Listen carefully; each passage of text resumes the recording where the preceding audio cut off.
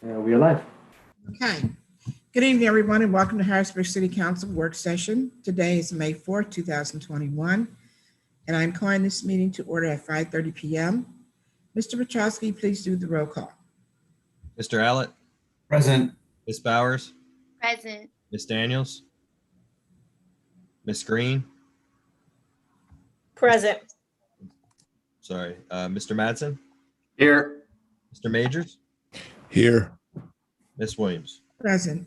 Thank you, Mr. Petrosky. We now will move on to conduct our business under committee business. We will start with the Administration Committee, and that is my committee. Mr. Petrosky, please read Resolution 36 of 2021 into record. Resolution 36 of 2021 is a resolution appointing Mr. Richard D. Kotz to serve on the board of the Susquehanna Regional Transportation Authority. Thank you, Mr. Petrosky. Mr. Kotz, are you there? Yes, I am. Well, good evening. How are you? Good. How are you doing? I'm wonderful, and I want to thank you for your willingness to serve on yet another board for the city of Harrisburg. Thank you. As some of you may not know, and the public may not know, Mr. Kotz presently is on the board, is a board member on the Capital Area Transit Board, as well as a executive director of the Harrisburg Parking Authority. So, Mr. Kotz, do you think it would be a problem to yet serve on another board and interfere with your present board term, or with anything that has to do with your employment here at the city of Harrisburg?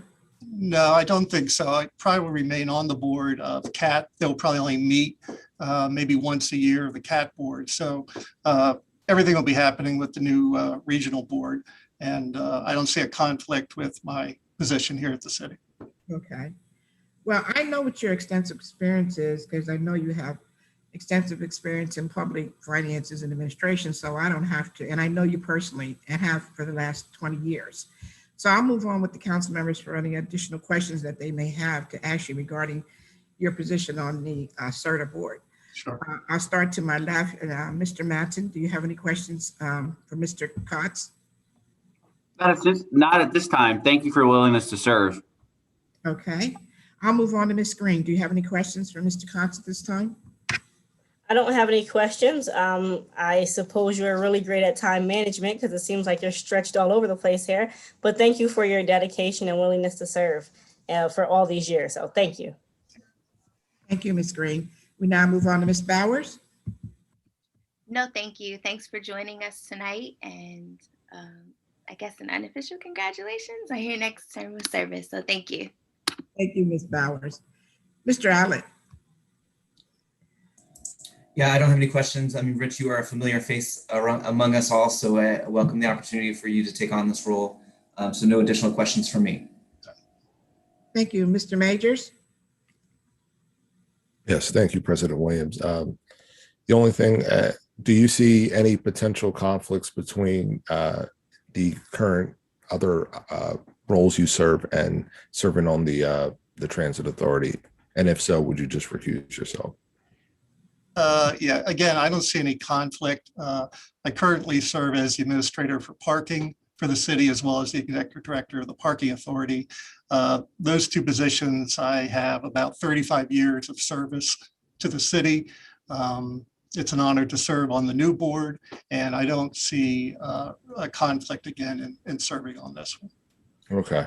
Yeah, and like I said, we're all very familiar with you and the work that you do for our community in these different capacities. So just thank you for that. And no further questions at this time, President Williams. Thank you, Mr. Majors. Ms. Daniels.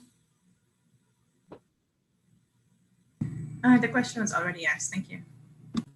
Thank you. Mr. Kotz, we thank you for your time this evening, and we look forward to working with you on the CERTA board. And I'd like to hear what's going on the Susquehanna Regional Transport Authority. So look forward to me bringing you into council just to give us an update, if you don't mind.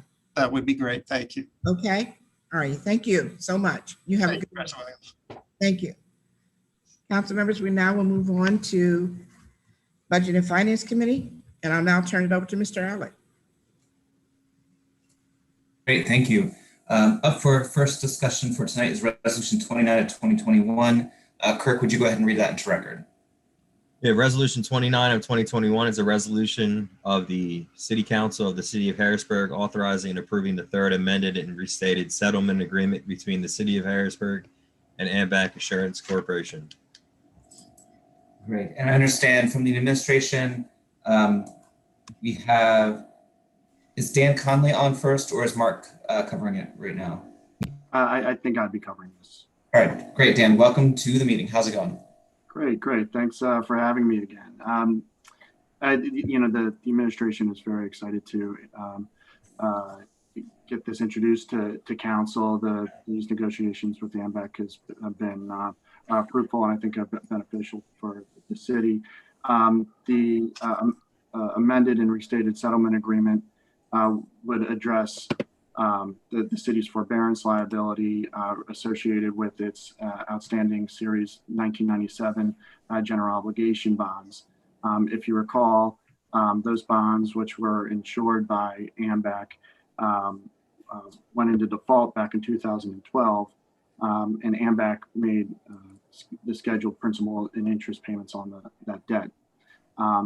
That caused the city to incur a forbearance liability, which is now at about $25.5 million and accrues interest at 6.75% annually, so very high interest rate. The other key piece of debt in this agreement is the Harrisburg Redevelopment Authority's Series 2005 stadium bonds. The city provides a guarantee on this debt, so they're not the direct obligor, but the city had to make the full principal and interest payments in 2020 after COVID resulted in the cancellation of the minor league baseball season. So that this became a much higher risk piece of the city's debt portfolio. There's about $6 million total of principal and interest payments remaining on the stadium funds. The agreement between the city and AMBAC would involve the city agreeing to defease the stadium bonds by the end of this year. A defeasance is kind of close to refunding.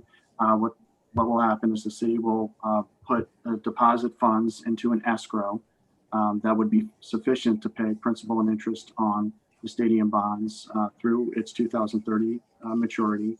And since that escrow would be pledged towards the stadium debt holders, that would essentially result in the elimination of that liability.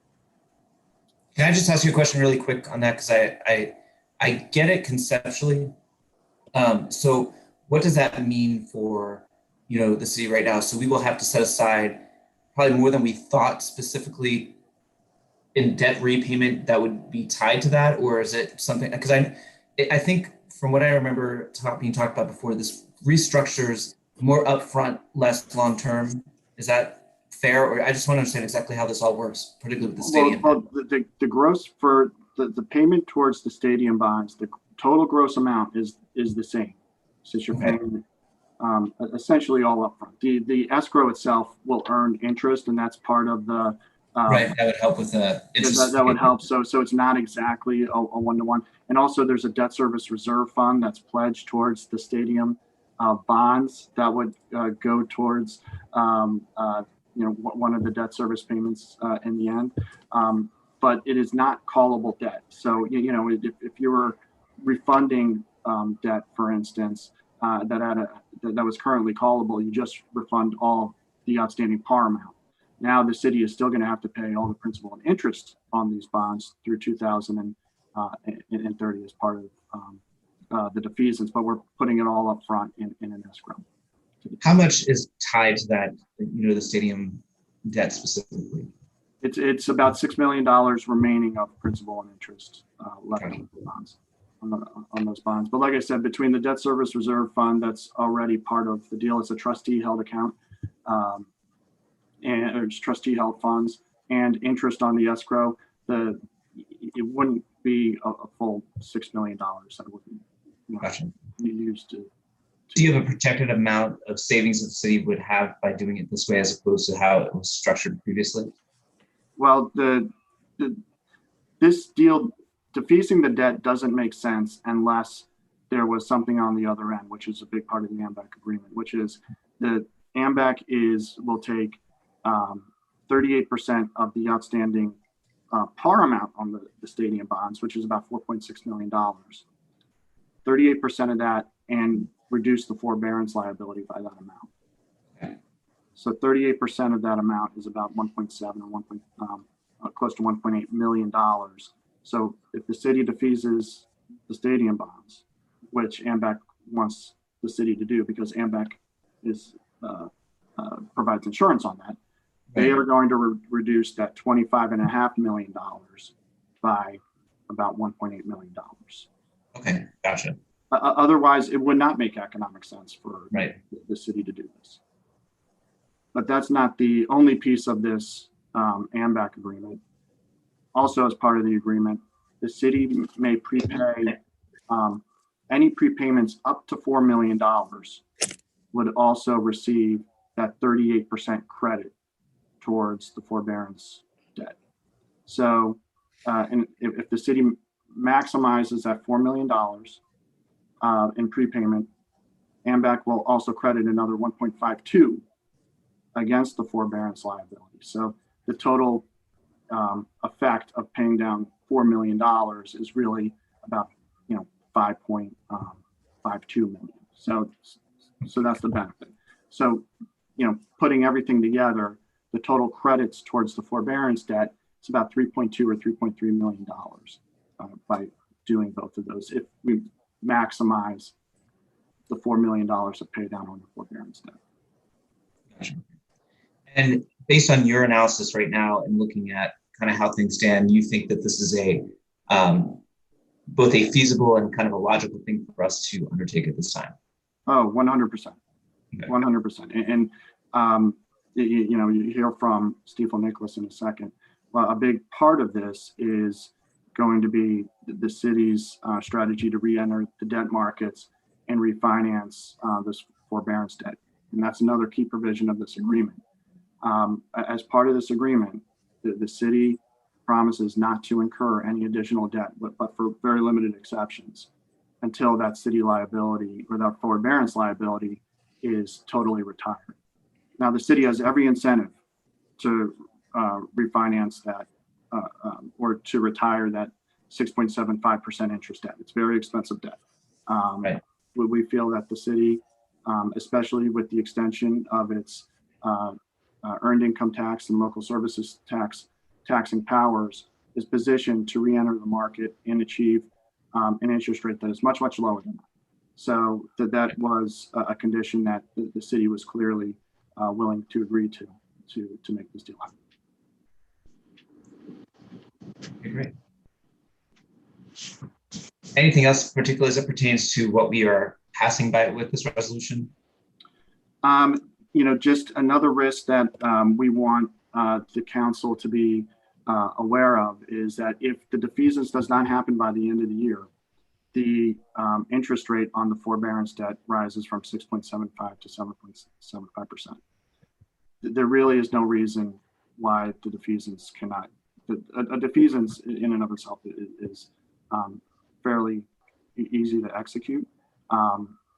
What the financing team and the administration are discussing right now is whether or not to finance that defeasance or use cash to defease it. But the logistics and the means for the city to defease the debt are not an issue. Gotcha. Very good. I'm going to open it up to some questions from my colleagues. We'll start at the end of the dais with Councilmember Danielle. I think you explained things thoroughly enough for me. All right. Moving on to Councilmember Majors. Yes, thank you, and thank you, Dan, for all the work on this. So, should we go through this? I think in plankers, like how quickly, we get through this defeasance. How quickly do you think we'd be able to even potentially go into the market to potentially, incur any debt? I think one of the things that's been as clear as how, difficult things have been for the city of Harrisburg, and us having to, really be very cognizant of our spending and trying to, work ourselves out of this, the current debt. So, realistically, what's that time frame should this move forward? The time frame to execute Potentially return to the market. I would say early fall, late summer, early fall, but probably early fall is what we're looking at for us to schedule everything through. There are a lot of. Look, I know. I'm not trying to put you on the spot. So no, that's fine. That's what you're supposed to do, because we there are a lot of moving parts, and somebody's got to mind it. And I think early fall is a very realistic. Okay. Yeah. And look, and I was just thinking in terms of, how we have to, budget and plan with the city. We have a lot of different, other products, well, not products, but other revenue sources coming into the city. We have, the American Rescue Plan and a bunch of other, funds that could potentially be made available to us as a community. So, I think I just want to thank you again for the work that you've done, and, all of us having to work together to try and, work ourselves out of this. I was just thinking in terms of, how we're planning for the 2022 budget process, and, and moving the city forward, what that will look like. And we definitely don't want to have to, incur a higher interest rate than what we already have on any of that. So just thank you. Yep, go ahead. Sorry. No. I 100% agree. And 6 point. We're pretty confident the city will. Okay. All right. Thank you. No further questions right at this time. I may have something later. Sure. All right. Moving down to Council President. I don't have any questions right now, Ben. Maybe later too, because I have to do something later. All right. Councilmember Madsen. Council Majors asked my questions, so no questions for me. Thank you. All right. Councilmember Green. I don't have any questions at this time. Thank you. And Councilmember Bowers. No questions. Thank you. Great. And did we also want to hear from Tim Hortzman on this as well? Dan, are we kind of covered the nuts and bolts of it? Do you need to hear from Tim? Is that what the question is, or was he involved in the process? Because he was certainly involved in the process, and he was very instrumental, very helpful in reviewing the settlement agreement and lending his expertise. Only if there's anything new to add. And then I guess my other follow-up question just for legal. So I'm assuming if we pass this at our next legislative session, that will jumpstart this process getting into place. Is that fine from a timeline standpoint? Like, are we up against any other, deadlines we should be aware of as we kind of prepare to put this up for a vote? There are many moving parts. So besides the council voting to approve this, then the Harrisburg Redevelopment Authority has to vote to approve a resolution, because they're the actual issuer and we're the guarantor on the stadium bond portion. Okay. On the settlement portion, we have to file an application with the Commonwealth Court to approve it, because they approved the prior settlement agreement. So there's a court order binding us to that prior agreement. So, and we have to file a petition with the court, which they're aware would be coming. So because there's those clocks, and each of them have a different sort of statutory or rule-based time clock on them, we need to keep it moving just so we're done and don't, end up so very late in the year in the process. Gotcha. Fair enough. Any other questions from any of my colleagues on this resolution prior to moving on to our next one? So Neil, you're saying that we have to approve this before December 31st, right? In order to be able to get the 6.75? So we have to be done. So we have to do a whole series of things. We have to approve this resolution, have the HRA resolution that would go with it approved by them, Right. take all that, go to the court, have the court's approval, then go to the marketplace, which is its own process to go out to the marketplace to do the defeasance. And that has to be finished before the end of the year, the defeasance. Okay. So in any prepayments, in order to get that credit fact, that 38% on the 4 million, those have to be made by the end of the year as well. Yeah, I'm looking at that. Okay, I'm reading that. Thank you. Thank you. Okay, thank you. Any other questions from my colleagues on this resolution? Okay, so I will recommend this be put up at our next legislative session next week. And we'll move on to Resolution 30 of 2021. Kirk, would you like to read that into record? Yes, Resolution 30 of 2021 is a resolution authorizing the City of Harrisburg to negotiate and enter into a professional services agreement with Stifel, Nicholas and Company Incorporated for the purpose of providing underwriting services to the City of Harrisburg. Great. And I understand the mayor or Mark are kind of leading the discussion on this. Who wants to kick it off? So this is Mark, and tied to what Diana was just talking about in terms of the AMBAC agreement is our ability to go back to the market and refinance some outstanding debt. In order to do that, we need to have an underwriter. We've had a process where our financial consultant, Dan Connolly, and the City of Harrisburg combined to put out an RFP. We looked at the RFP and we looked at a number of firms to see who would be the best fit for the city. And I'm going to have Dan kind of go over the process that we used. I think he also has some slides that to walk you through what the process, the history and then the process will be. And then discuss our selection. So Dan, I think you're ready to go. Sure. Like Mark said, the city issued an RFP in early March for underwriting services. It was advertised on PennBid and it was distributed directly to underwriting firms that we're, as a financial advisor, are familiar with. The city received 5 responses, which we were happy with. There was a decent amount of interest in getting involved in this situation, and clearly several years ago it just there would have been zero interest because it would have been a moot point. The city did a thorough review of the proposals and chose to shortlist 3 firms and invite them in to interview virtually. It wasn't in person. The 3 firms that were invited in were Stifel Nicholas, NW Capital Markets, and PNC, and all 3 firms could have gotten this job done.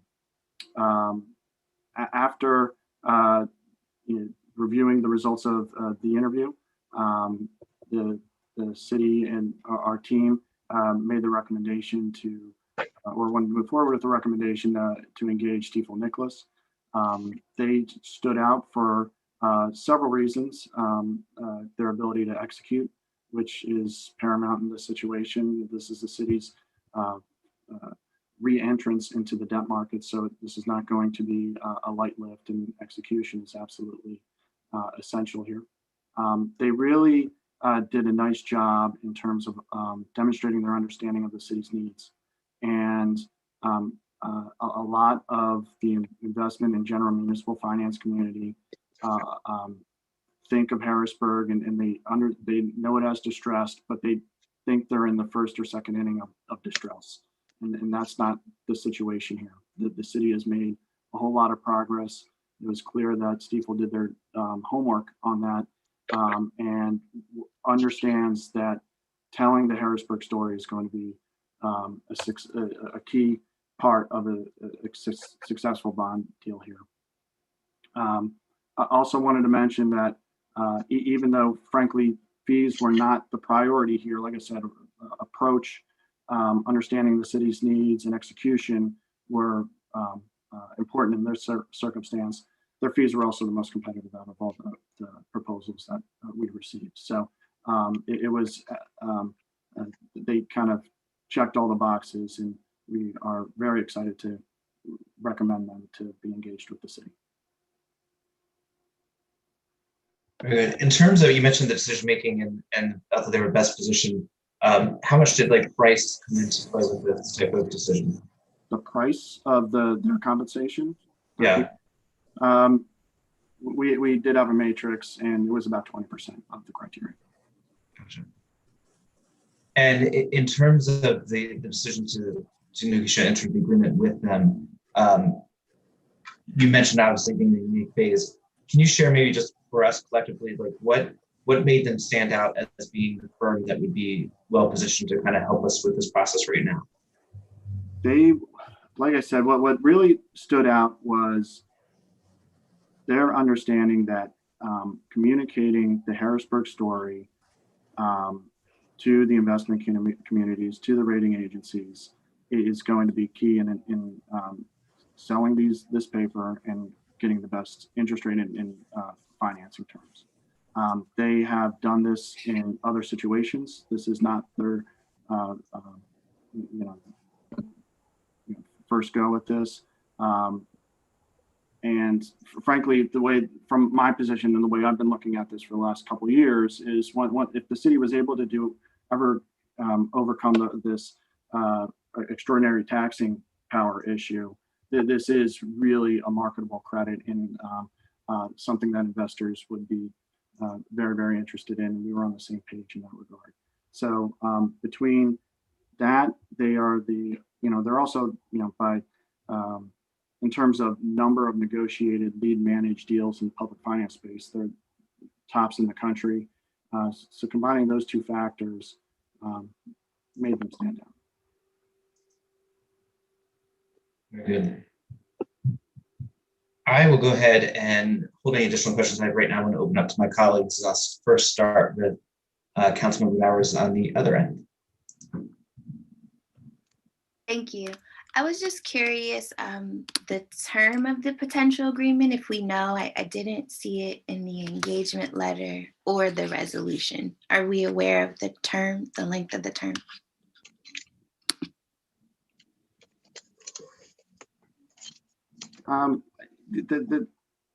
They would be engaged through this financing process, I believe. I don't know if there's a date on the engagement letter itself, but it would be through this bond deal.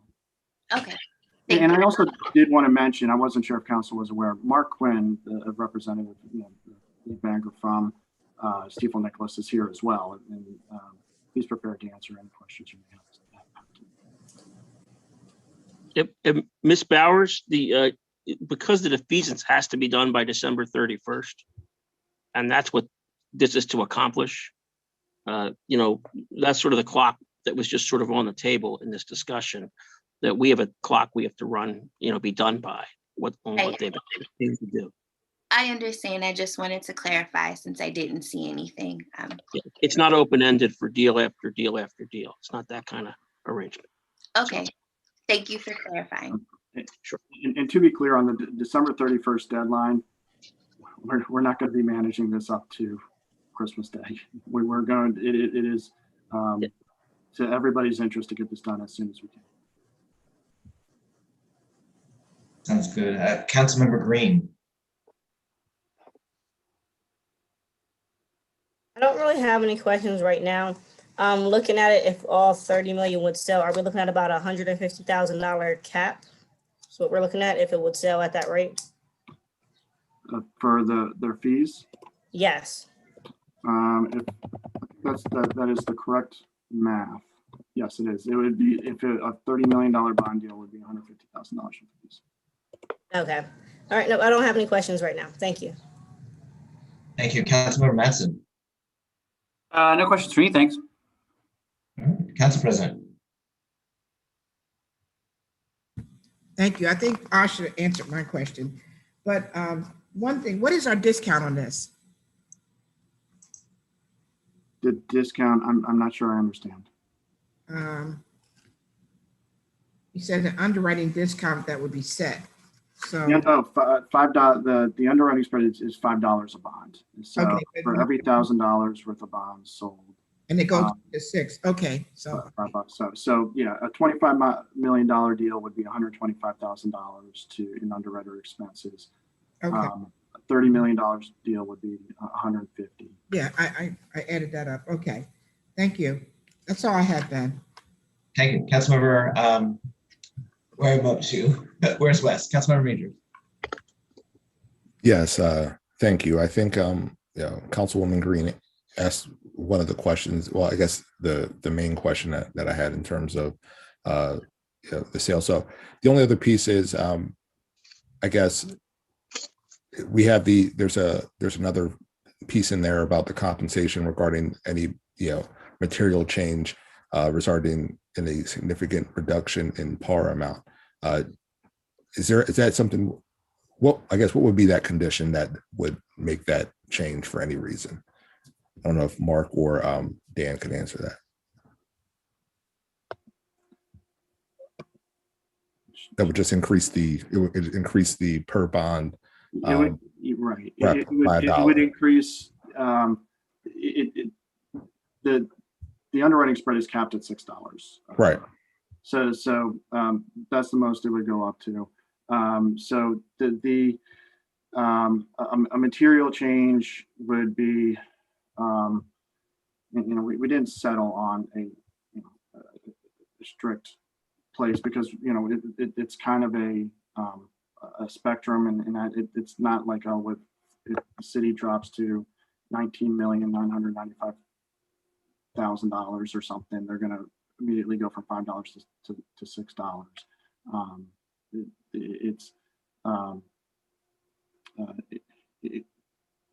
There is a little bit of grayness, I guess, in that area.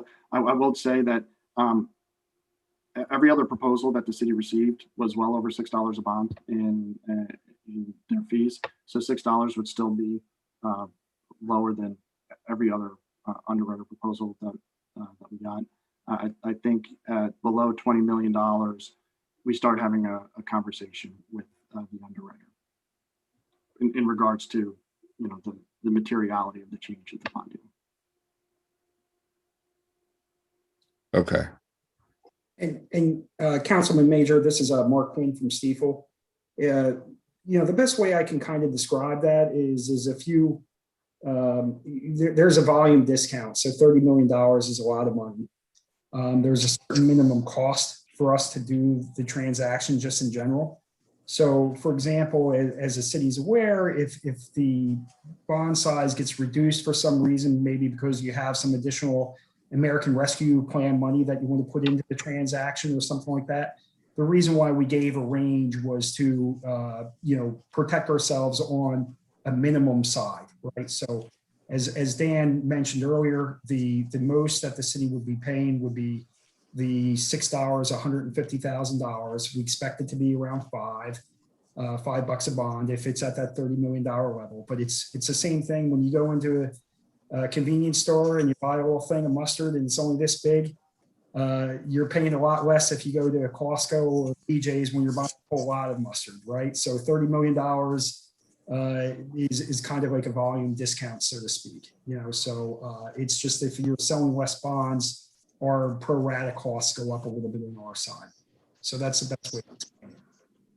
Okay, and then all right, and then Neil. So this would just be to enter into. Would we see a final contract if and when it's approved, or would this just be this is our last action for them?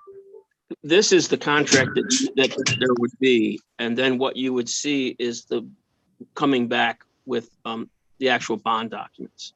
Okay. The license documents. There would be a public proceeding on that, and and the underwriter would be there to participate in that, as would Dan, as would Tim.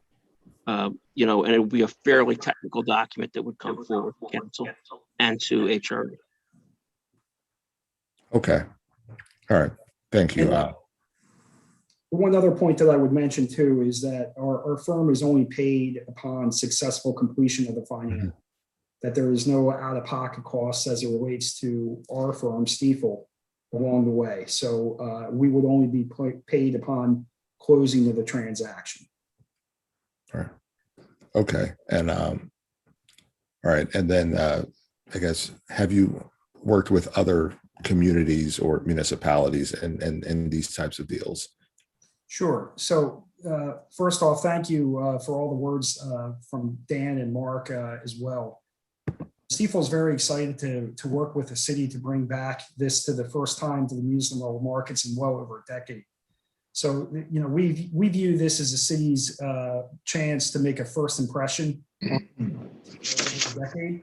So to your question, Councilman, as Dan indicated before, by number of deals, we do more than last year we did over 900 senior managed or sole managed deals, which was 200 more than our nearest competitor last year. So we're in the market more than anyone else as a firm. Over the years, some of our clients have been entities such as the city of Detroit, city of Miami, which have had certain faux pas in their past over the years, in terms of distressed credits. For myself and my experience, I have a lot of experience with Act 47 issuers and so forth. We do have a fair amount of experience with AMBAC and forbearance agreements. And we're also very familiar, as we indicated to both Dan and Mark. We did our homework. We're familiar with the LST and the EIT extension. We're also familiar with the American Rescue Plan and what it may mean for the city and its future going forward. So we feel that this is a piggybacking on what Dan was mentioning earlier. We feel like this is an opportune time for the city of Harrisburg to come back into the markets. This isn't the same city of Harrisburg from 10 or 15 years ago. This is, a very much new credit, and we're excited to bring that credit back to the capital markets. So we have a lot of experience in this space, and we think we can tell a very good story, which is, for the city of Harrisburg here. Okay, thank you. Yeah, like I said, I think we're all, anxious to address some of these issues and help move our city forward. It's been very difficult, moving through the last, as you mentioned, 10, 15 years plus as we're trying to improve things. So thank you for that. No further questions at this time. Thank you, Chair. Thank you. Councilmember Daniels. I'm not sure if you'll be able to answer this, but since I'm not familiar with this industry, are you able to tell us a little bit about the firm, like how old they've been, what percentage of their underwriting are related to transactions like this one? Just how confident are you in their ability and capacity to do this work in a timely manner? Absolutely. So our firm was founded in 1890. So we've been around for a very long time. And unlike a lot of other banks and broker dealers, we feel that for what Stifel does, public finance, meaning the municipal bond work that we do, is a core business for our company. And there's only one layer of management between me and the CEO, which is rare when you think of all the big banks that are out there and things of that nature in terms of having a flat organization. So as Dan mentioned, we do more municipal bonds in the country we manage deals than anyone else in the country. That's been for over the past 5 or 6 years now, I believe, in a row. And as I mentioned before, I think that this is something that because of the volume of deals that we see across the country, there's a lot of different stories. And Harrisburg has a very long story, but very recently through the efforts of this council and others, that it's getting right-sized. So I think it's a good story to tell, but there is some history to unpack there as well. So I hope that answers your question, Councilwoman. It's good enough. Thank you. And that's it for me. Sorry. Thank you. Mark, I was going to give you an opportunity to talk. Is there anything else that you wanted to share about Stifel that you wanted to make sure that we were aware of as we consider this resolution? No, I'm going to be backed up by a team of people. This is, I think, as you're aware, this is going to make some headlines, not just in Penn Live and Pennsylvania. It could very well get picked up by certain news outlets, such as Bloomberg and the bond buyers and so forth. So there's going to be press on it, and part of my job is to bring the A team from Stifel, from my firm, together for this transaction for the city, because it is going to be a very high profile deal that's going to get some national media coverage. So I'm going to be assisted with another banker, Pam Holton Bird. We have a number of women on our trading desk who, lead our organization that are going to be focused in terms of helping to set the interest rates on the bonds and so forth. So this transaction is going to get our full resources and attention. Very good, thanks. Any other questions for Mark or Dan or the administration on this resolution? Yeah, just one quick one. Mark, I think if you could you just send us, to, I guess we'd pass it through Mark or Dan, what that team, the makeup of the team that's going to be working on this is, just so we have an idea of what that team's going to look like. Absolutely. I That's think it. that they have what's going to be called like a distribution list that I think Dan and Mark, we're in the process of putting that together. I think upon engagement, you should have that relatively soon, and Okay. As a resource for you. Okay, just as a resource. Thank you. And Councilman Majors, we have uploaded to the City Council's Dropbox folder there the full response that Stiefel gave to the RFP process and the RFP as well, which has an awful lot of information about Stiefel in it, including transactions that they've done for various levels of municipal government. Just if you want to peruse that, there's a lot of data there. Yeah. No, I took a quick look, but I'm just, like I said, if I get that resource list, that'd be helpful as well. Thank you. Great, thanks everybody. All right, thank you for the discussion on this. We'll move this resolution up for a vote at next week's legislative. I can't even talk. Next week legislative session. And now we'll move on to resolution 33 of 2021. Kirk, would you like to read that into record? Yes, resolution 33 of 2021 is a resolution authorizing the city of Harrisburg to enter into a professional services agreement with Mayor Dussel, PC, for the purpose of providing audit preparation services to the city of Harrisburg. All right, very good. And on this, who wants to start with, Dan or Brian? Who wants to handle discussion on this? Yeah, this is going to be Brian. Okay. All right. Brian, there you are, Brian. Yeah. The floor is yours. Okay. Thank you, Chair Howlett. Good evening, everyone. President Williams, our guests online.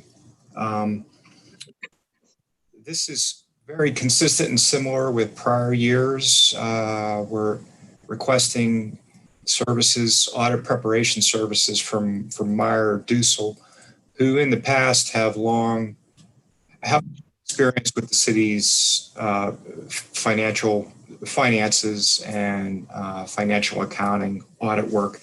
They were actually the auditors. This is not for them to do any independent audit work. It's to assist our bureau, to assist me to get ready for year 2 of Boyer and Ritter's audit, part of the audit RFP that we went through. This is year 2 of a 3-year agreement. So it will ensure the continuity that we've established in the past and working with Meyer Dussel, namely 4 main areas associated with this assistance, including the Neighborhood Services Fund, which accommodates cities' utility revenue and receivable accounts. On the liability side, there's our accrued compensated absences, our leave. The OPEB liability account on the medical side, that has grown in its complexity in the recent years, and there's associated deferred inflows and outflows now that we have to address and account for. Similarly, to OPEB, we have our pensions, our 3 pension plans, and the assets and liabilities that hook up with that. And there's also deferred inflows and outflows that are newer on the scene at the financial level and how it impacts the city's books. So we've already started the preliminary audit work with Boyer and Ritter and getting a jump on our audit preparation. So this would again be a big assist Meyer Dusel, and we look to them to start providing us assistance that we're requesting later this month in leading up to wanting to be ready for our audit work by late June, early July. So that's my summary, Ben, on that. Brian, is our decision to contract with them at this point largely due to just our history with them, the knowledge they already bring to the table for the continuity purpose? Is that the logic behind this? That's a big piece of it. Their history, and having that good institutional knowledge background, if you will, of the city's finances. Also, they're very comfortable or familiar with. I should say they have a really good grasp or understanding of our accounts that are interfund in nature with Capital Region Water, and the various due tos and due froms associated with that. But it's mainly the bigger areas that I mentioned at the start of my summary. Their technical expertise and the good working relationship we've established with them in the past. I don't know if Mark wants to add anything on top of what I just said. No, I think you covered everything, Brian. Appreciate it. Okay. All right. Certainly. I will open up to questions from my colleagues. This time I'll start with Councilmember Danielle. I don't have any questions. Thank you. Councilmember Majors. No questions. I think Brian answered in his statement some of the questions I did have, so I'm good. Thank you. Council President. I don't have any questions. Thank you. All right. Councilmember Mattson. That's for me. Thank you. Councilmember Green. No questions. Thank you. And Councilmember Bowers. No questions. Thank you. All right. Well, Brian, apparently you covered it well. It's a good Tuesday. All right. Thank you so much for your time on this. We will go ahead. We'll also move this up for a vote on next legislative session. And that concludes the committee discussion in budget and finance. And I apologize, my colleagues. I actually have to hop off and handle another issue that I've got to deal with tonight. Okay. Thank you, Mr. Alec. Thanks, everybody. Good night. Good night. Mr. Petrosky, please indicate that I would also like to place Resolution 36 on the legislative agenda for Tuesday. Thank you. Okay. We now will move on to Community Economic Development Committee. Excuse me.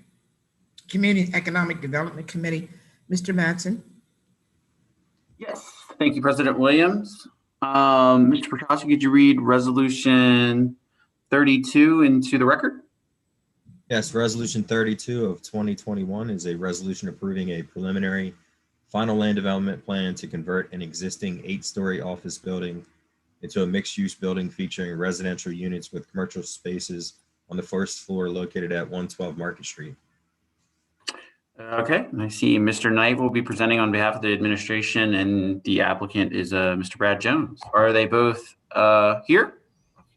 Yes, I am, Councilman Mattson. All right. Is Mr. Jones present? Yes, sir. Good to see you again. You too. All right. Mr. Knight, floor is yours. All right. So the application here before City Council tonight, as Mr. Petrosky noted, is a proposal to convert the existing 8-story office building looking at my window here at 112 Market Street into a mixed-use building with a bank on the first floor and up to 35 apartment units on the upper floors. Although I think the applicant is still deciding, I guess, what to do with some of the office space on the second floor. So if that does remain as office space, there will be a total of 30 apartment units. So there'd be 5 per floor. This is a fully interior conversion of the property. There would be no exterior, no major exterior work related to this particular project. Probably no signage changes unless any of the businesses change.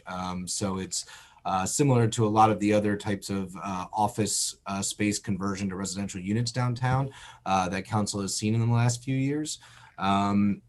And I believe that there will be a mix of 1 and 2 bedroom units. So I think a bit of a differentiation from some of the past projects we've seen where we've kind of tended to see smaller single bedroom and efficiency units. I believe there will be 2 bedroom units predominantly in this particular project.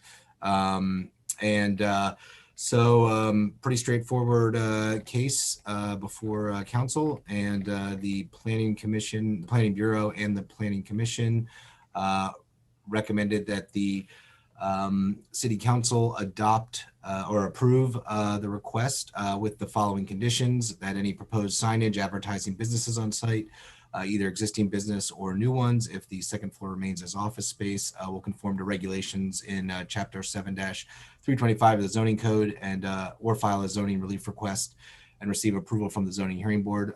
So it's a pretty perfunctory kind of common condition we have in there.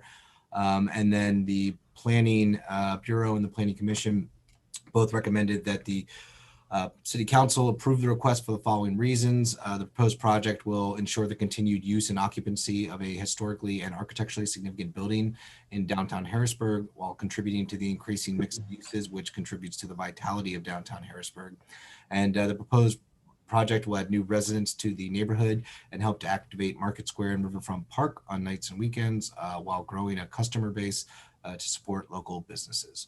And with that, I will turn it back to you, Councilman Madsen.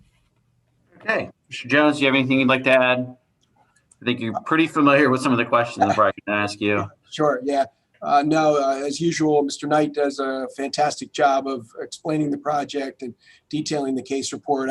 I will just add as a kind of an overview to say that we continue to work towards putting more affordable units on the market. As when I was here before you a few months ago, we talked about 2 projects that we had put onto the market, one called Dewberry Station and another one called International Place. And we have added those 40 units to the market, which are priced between the ranges of about $700 a month up to about $950, $975 a month. And that includes all utilities, basic cable and internet. We are in the process of converting another 20 apartments under a product we're calling International House that will be more additional units priced in the neighborhood of between $800 and I believe $800 and $900 a month, again, with all utilities included, basic cable and internet, and even furnished if the customer wants those. So those are all out on our website under hbgrealty.net, which you can go and look. And our agents have been working hard to accommodate customers on those since I was here before you last. Great. Appreciate you working with us on the affordable housing piece. Just a follow up to that, that may not necessarily be to Mr. Jones, more to the administration. I guess, when do we anticipate with applicants that they may have taken a look or participated in our affordable housing legislation that we passed recently? So I know we've had some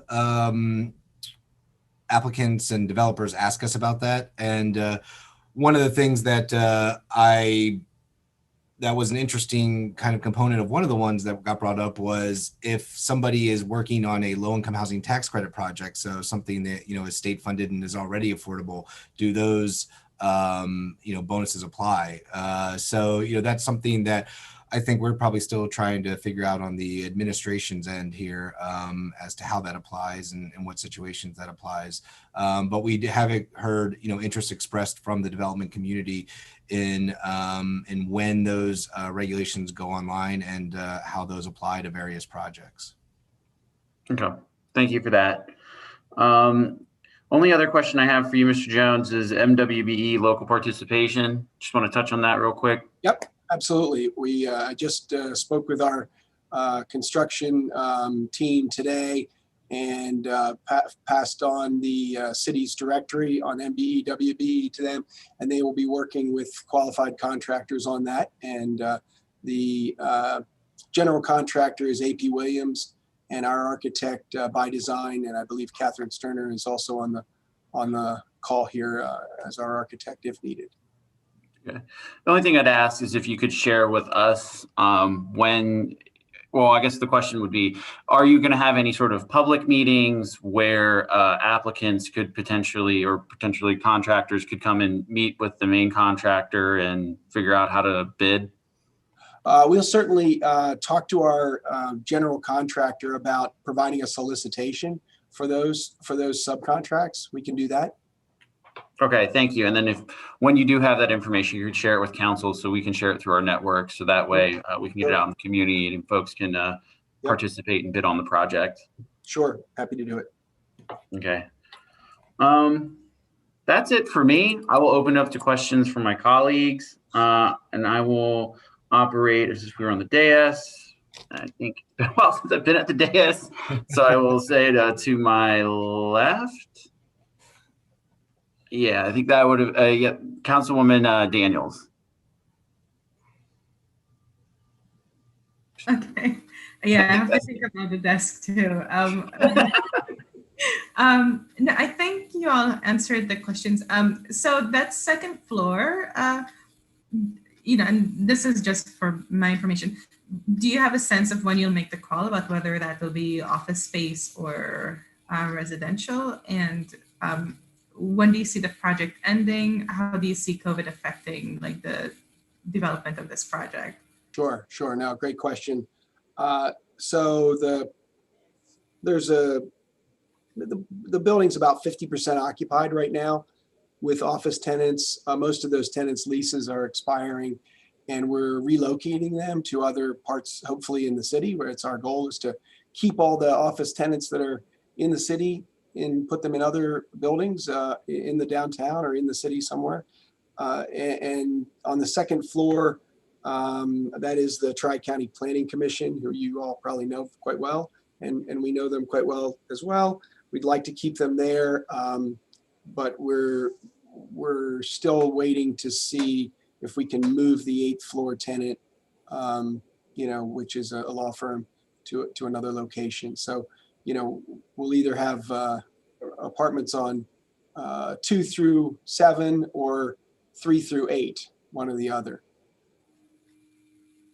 Probably know about that, I would say, in another month or so, and we'll be extending their lease if we can on the second floor, and then looking to move the other tenants between now and the end of I would say October.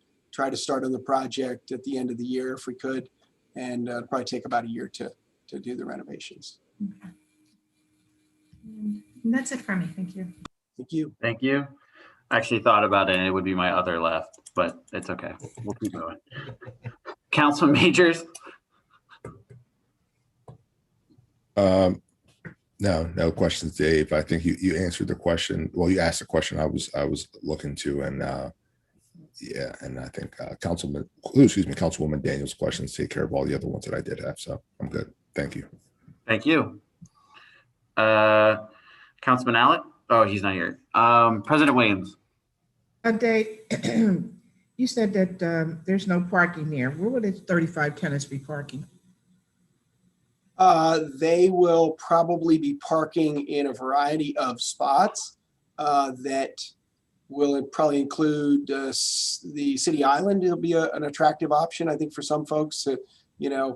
Also, we're hoping that they will take the Park Harrisburg has a residential parking deal for city residents that allows them to park in the city garages, and the Market Square garage at the corner of 2nd and Chestnut is an attractive option for that close by. Also, the Walnut Street garage, that deal is $100 a month for the city residents, as long as you move your car. I think you can leave your car in the garage like 5 times a month or something like that. But it's a pretty attractive program, and many of our apartment tenants are starting to take that deal. Okay, thank you. Sure.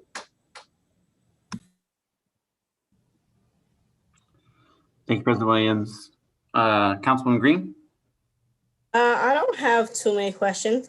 Thank you for bringing up that you all are working on incorporating affordable housing through some of your other projects. I did have a chance to check out the website. I only see 3 units listed there for about $800 a month for a studio. Other than that, all the rest start at $1,000 a month.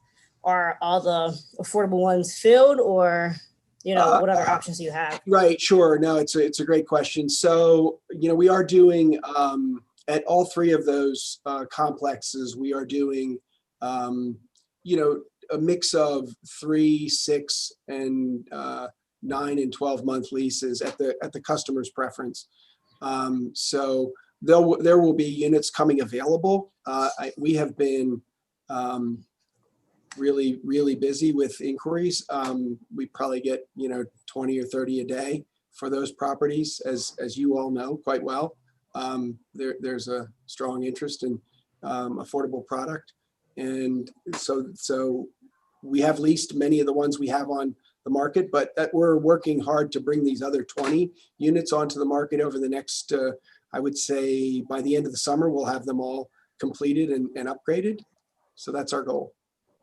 Okay, you said right now you have an estimated about 40 available, or 40?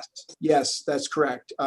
We have our goal is to be at about 60 affordable units by the end of the summer, and 40 of those are placed in service, and almost all 40 of those are leased, but some are coming available as their leases expire. All right, that's the only question I have at this time. Thank you. Thank you. Thank you, Councilwoman Green. Councilwoman Bowers. Thank you, Mr. Jones, for sharing and your interest in offering affordable units. I think that's wonderful and is like music to my ears, so I'm happy to hear that. Councilman Matson, in response to your question, and I am by no means making any excuses for the current administration, but we just implemented the ordinances. So I'm hopeful that the administration and the solicitor's office will be very thoughtful in the implementation. So we're just not checking a box to say that we completed this affordable housing package, but that it is something that is sustainable. So I hope it doesn't take too long to implement, but I just wanted to note that. Councilwoman Green sort of asked some of my questions relative to other opportunities for affordable units for residents. So just to clarify though, and make sure that I'm hearing correctly, the 35 or 30 possible units here, some or none of these will be affordable. Could you just clarify that for me? We're still working on the pro forma on that, on the pricing on those, but what we're trying to do is, listen to what you guys have asked for and try to provide as many of those products as we can in some other places where we have a little more flexibility with regard to, some of our debt and equity requirements with the projects. So that's what our goal is, to try to, continue to look for ways to improve other products that we have and bring them onto the market for more affordable housing. We do have a couple other existing buildings that we are, considering converting, but there's still a few moving parts with some of those. But we'll certainly do our best to try to continue to bring more units onto the market in other places as well. Thank you. And I'm very hopeful, and I hope that tenants will stay in the city and let us know where they're moving, and to ensure that it is safe first, and a place that they can actually afford, where they will not be burdened by their rent. So thank you. I don't have any additional questions. Thank you for that. Is there any other questions for the applicant? Okay. Seeing none, we will move this resolution to our next legislative agenda for a vote. Thank you so much. Thank you very much. Have a great evening. Good night. And that concludes the business for the Community and Economic Development Committee. Thank you, Mr. Matson. Thank you. And you want this placed on the agenda for the legislative vote? Yes. Okay. Moving on to Building and Housing Committee, Ms. Bowers. Thank you, President Williams. Good evening. I believe, Mr. Petrosky, could you please read Resolution 34 into the record? Sure. Resolution 34 of 2021 is a resolution authorizing the city of Harrisburg to enter into a memorandum of understanding with Impact Harrisburg to procure and carry out a disparity study to support the adoption of a program that improves opportunities for diverse business vendors and contractors to successfully participate in public procurement and contracting with the city. Thank you. I see Mrs. Sheila Dow Ford is present on behalf of Impact Harrisburg, and I believe Ms. Hillary Green is present on behalf of the administration. Yes, hi. Thank you. Hi, would you like to begin on behalf of the administration's portion? Sure, yeah, we're very excited for this partnership with Impact Harrisburg, the board, and Sheila. Sheila, thank you. You've been instrumental in getting this up and running, and we're very excited to take this forward. I think I'll let Sheila explain. She has already been gracious to serve up a draft of the RFP for this study, and we're excited to get it moving forward from this point. So I can answer questions, but I think I'll have Sheila explain more. Sounds good. Mrs. Sheila Dow Ford? Yes, good evening to all. I'd be happy to provide some additional information. We're very pleased to partner with the city of Harrisburg on this initiative. A disparity study is really a way to provide an audit of sorts of the procurement processes of the municipality to show where there can be improvements and where you're doing well around really providing an equitable process so that various groups actually have an opportunity to engage in procurement activities. And when we say that, we really mean that runs the gamut.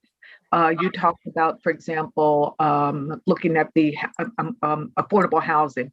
That might be one of the areas. In Hillary Green and Nona Watson and I have worked on putting together, essentially working as a subcommittee to really look at the RFP that is in draft form, which has been approved by my board previously, and which I think the city administration has also seen. I would be happy to share that with city council. I can send it over in email form. And essentially what it does is a lot like what happens in other communities. It is an RFP that seeks a vendor that can look at the procurement processes that the wide range I referred to earlier, and really give us an assessment of what it is we're doing well. We'll take a look at the list that we have around MBE, LGBTQ, women, veterans, and disabled members of our communities who are business people, and the degree to which we are actually providing opportunities for those entities to bid, but also to, if there are service agreements, to engage in negotiations on those documents as well, on those contracts as well, and to really be a part of our community, to really serve. In other words, engage in business with the city of Harrisburg and work with our other vendors. It might mean looking also at subcontractors on various projects.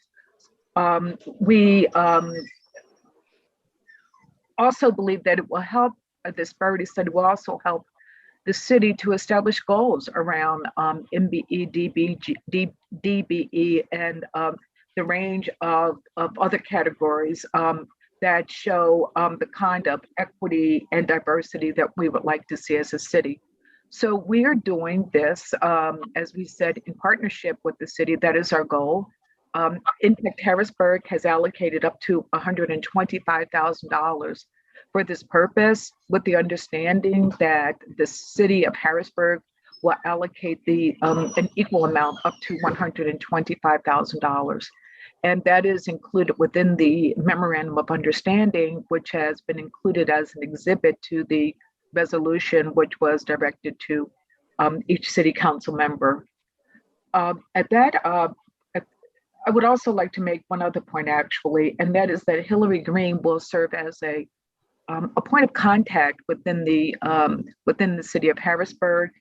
Her position as procurement services and compliance manager really puts her in a unique position to have to interact with the various offices. And we understand that, as with in other municipalities, that the contracting process may not exist solely in one place, but it may be a process that moves forward from another a number of units and comes into the procurement services office. And so we think that having Hillary Green serve in that capacity is important. We think it's critical to always, when you have projects of the sort, to have a point person. We have a weekly meeting. Nona, Hillary, and I meet every Tuesday at 2:30 via Zoom to talk about how we move this process forward. We have established May 25th as a hopeful date when we can actually announce the and put sort of forward the RFP into the public sphere. And we have some additional dates associated with that, with the understanding that we would like to have this whole process, including the selection of a vendor, the vendor having undertaken the disparity study and having reported back to City Council, the City Administration, and Impact Harrisburg, and perhaps a joint session, having that happen as a closing event, and the delivery of that product certainly by the end of October is what we seek as a goal. I know that Hillary has spoken with Mark Woolley and others per chain of command, and that there may be some concerns about the additional work that this will entail. We will endeavor to work collectively. Obviously, I'm not a city employee, so I cannot do the work of the city, but we will endeavor to be helpful and be efficient and effective in this process.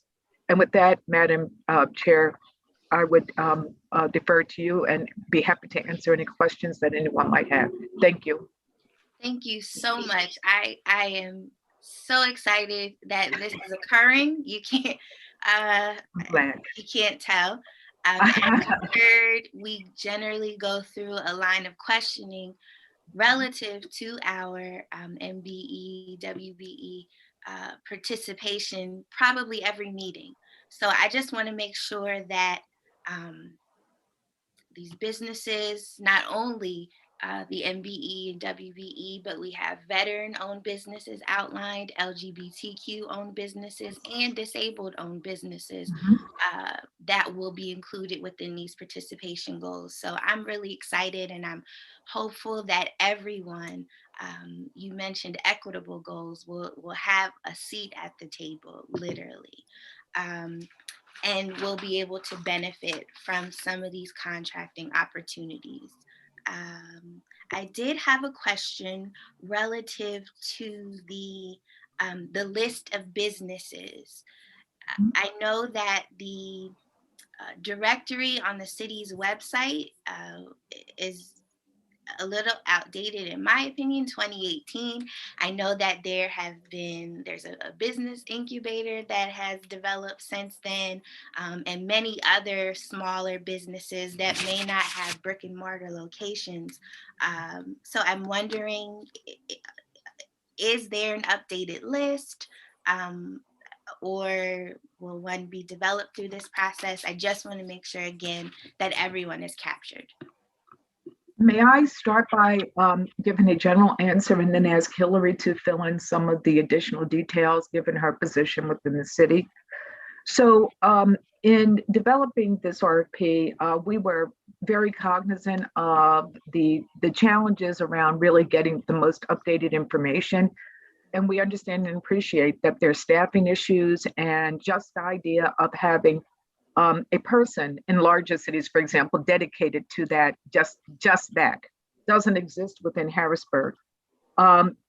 Hillary has explained, quite well that she uses a variety of lists when she engages in her purchasing processes. After I make this statement, I would ask her to add to what I'm going to say. We know that there is a procurement listing that the Commonwealth has.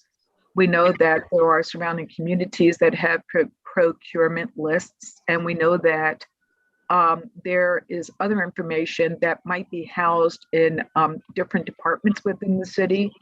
And so this is really an opportunity, we think, to be able to actually kind of aggregate all of that, to pull that together and provide some kind of cohesive and comprehensive look at it.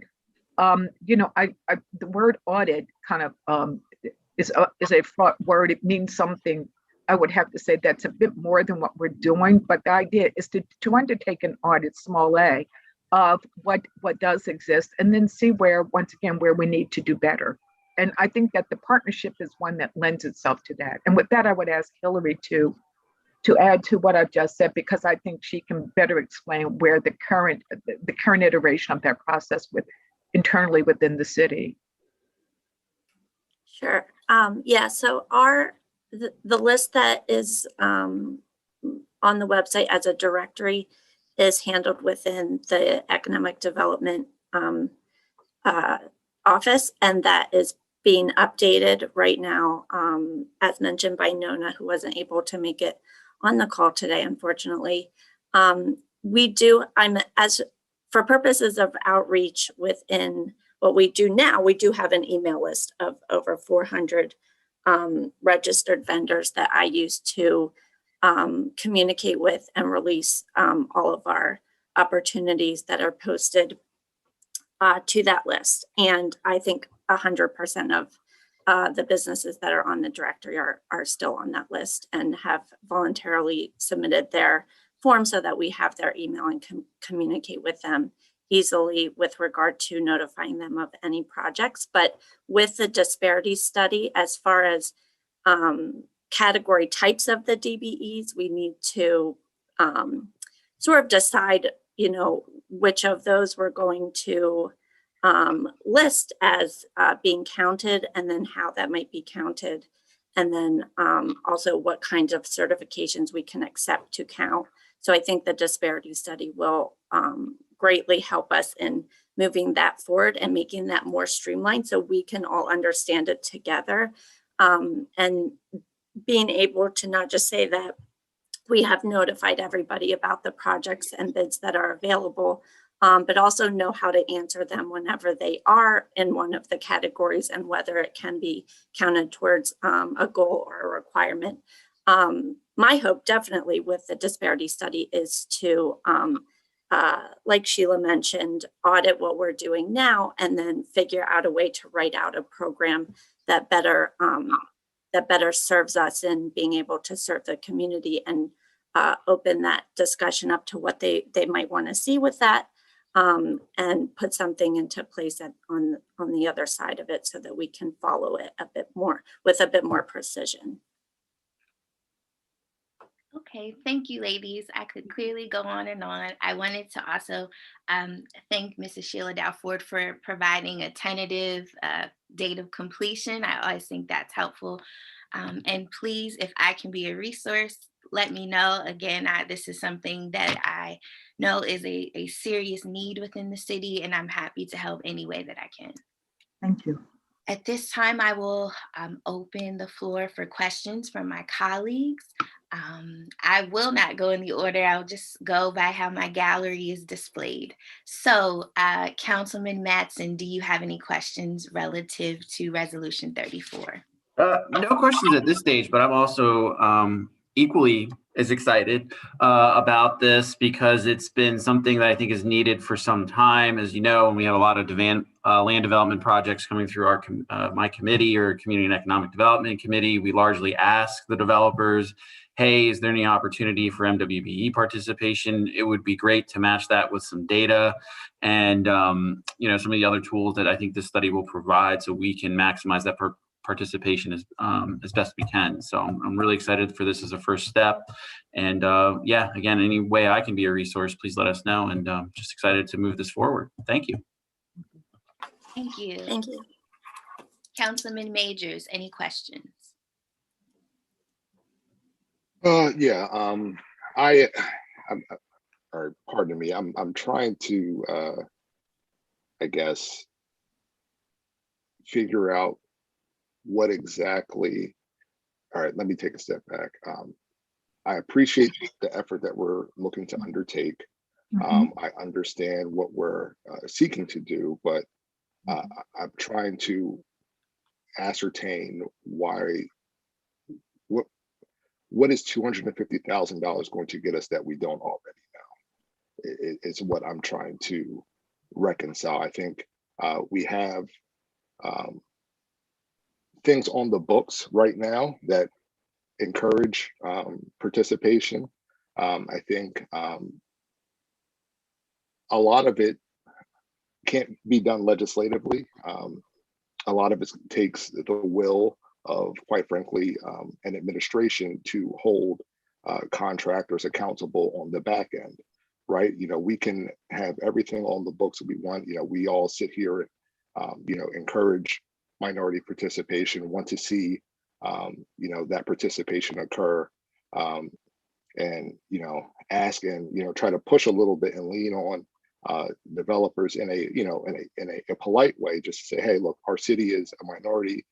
There's a majority minority community, and we want to ensure that when we have businesses coming in here to, you know, developers coming in here to do business, that they're at least, you know, looking and seeking to include MBEs, WBEs, our LGBTQIA community in terms of vendors, veterans, et cetera.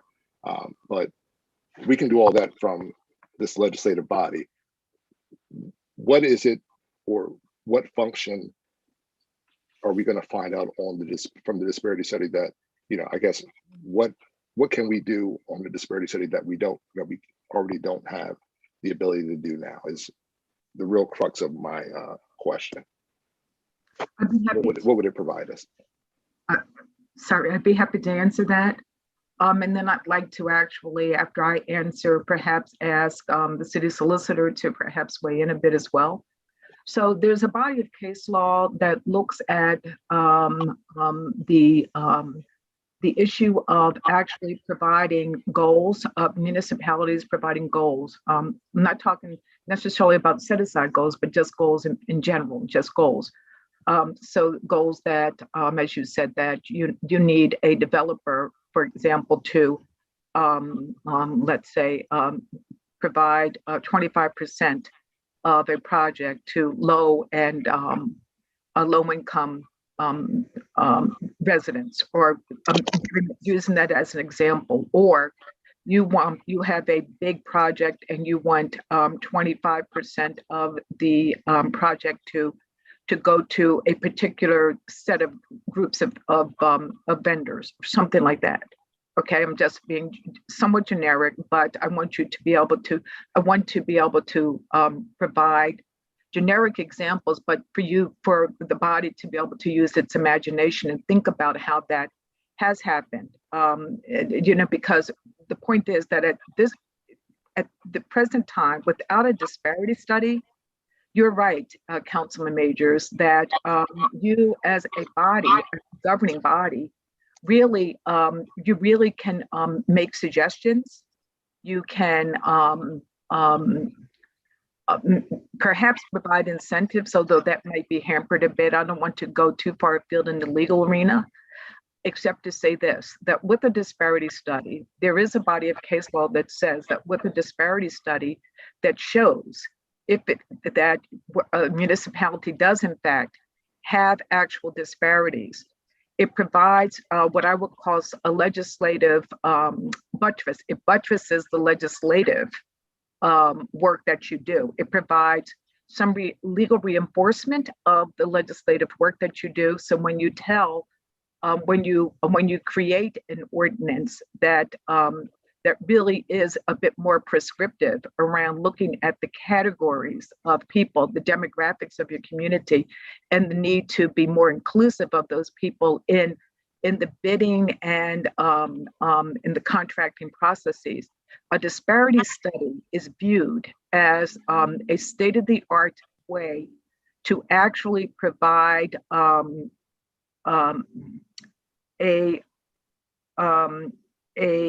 framework for helping to overcome any challenges that a legislative body might have. It is not, however, that is not to say, I'm choosing my words carefully because I don't want to leave the false impression that with a disparity study, anyone can do anything, or you're allowed to be very prescriptive. You still have to follow the contours of the law, as the city solicitor, I'm sure, is sitting there, saying is going to be quick to point out. But it does, in fact, there is a body of case law that really does look to that evidentiary record. What is it? The evidence, and that's what a disparity study does. It provides the evidence. Is there discrimination? Maybe there isn't. What is it? How do we look at it? It provides the data that is helpful in making those determinations. And so that, at the very minimum, is what a disparity study does. It does provide you with a bulwark, some additional legislative or rather authority, that is professional authority that helps you to move the needle around those issues. And with that, I'd like to leave it there. And then just to, and this disparity study would only, hold on, can you hear me? I can barely. I was having a connection issue. Can you hear me? Okay. You said I'm this. having connection issues. Hold on. I can hear you now. Okay, you can hear me now? Yes. Yes. I can.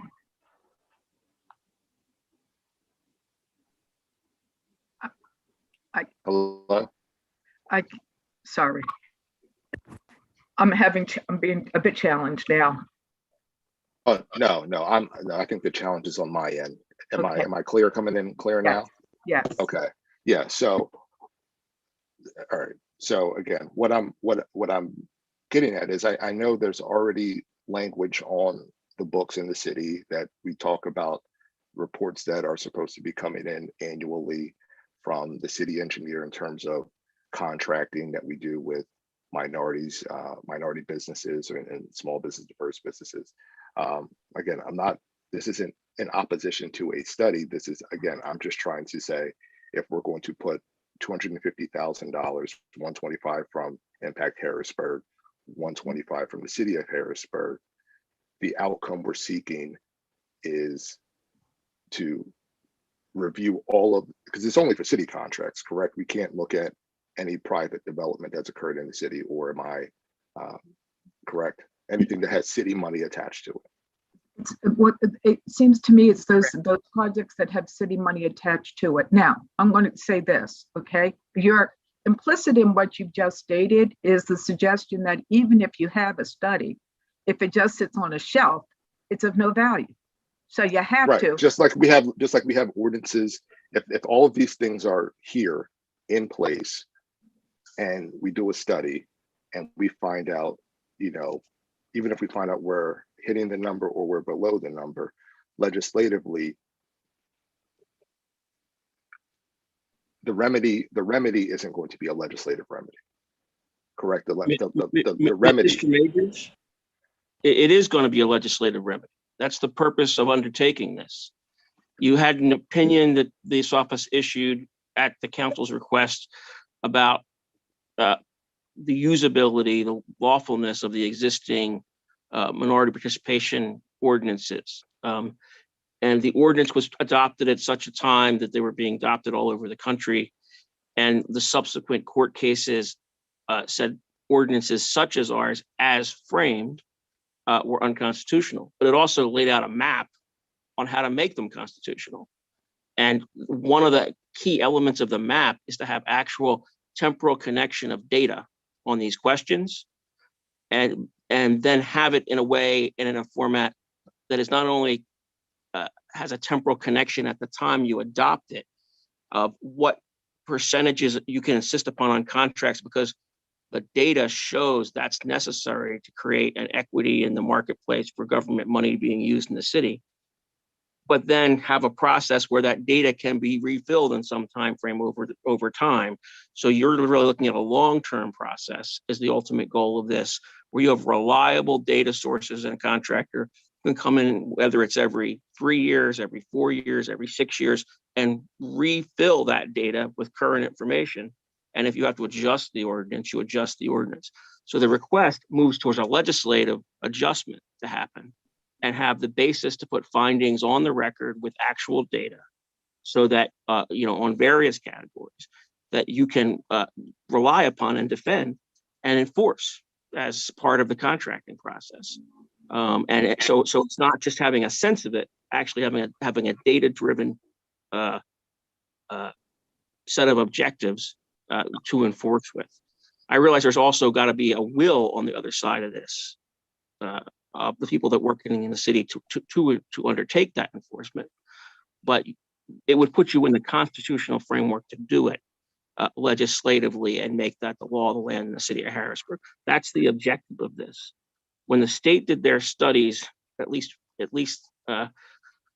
one statement out of them was that local governments couldn't rely upon the data to legislate from, that they would have to have their own data. And, and it is a lift what we're asking for to do in this study in terms of the legislative information or the data information we would have for the disparity study.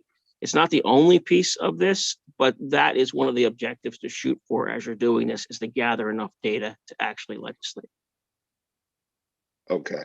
And some of the data that we would likely seek to receive or gain from this disparity study is also data that we could be collecting currently based on existing ordinances.